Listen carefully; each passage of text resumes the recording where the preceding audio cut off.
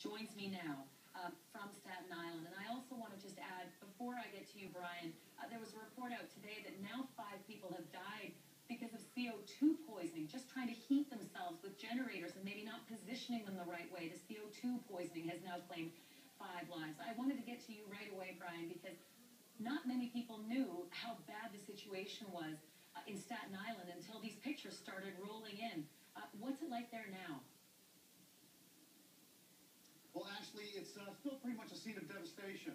This neighborhood is getting some relief now. There are National Guard troops on the street. We're all around me.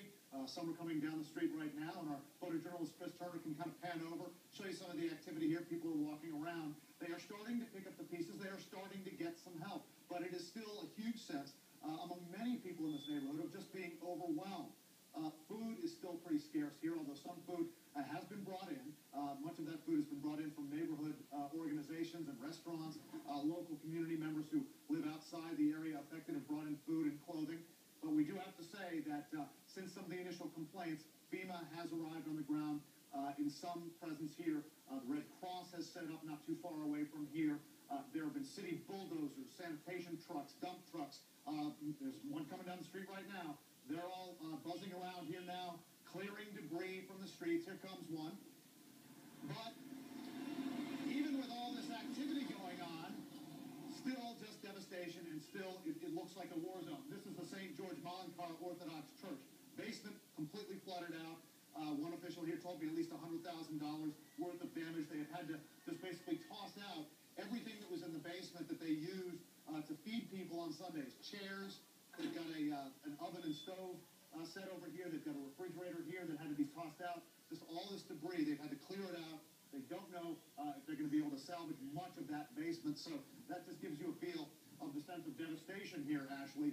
And, people here just kind of doing what they can to pick up and move on. But it's a very slow process.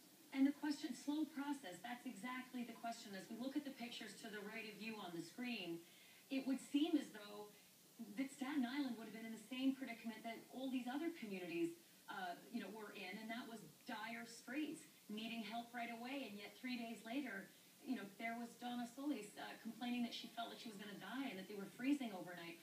Is it that Staten Island was just isolated because of the bridges, that no one could get to them right away, and that images like these played out without people really knowing much about it? Well, Staten Island certainly was isolated in some measure, and I think the picture isn't quite clear about how it got so isolated and why it took at least a couple of days for some relief to get to these people after the storm.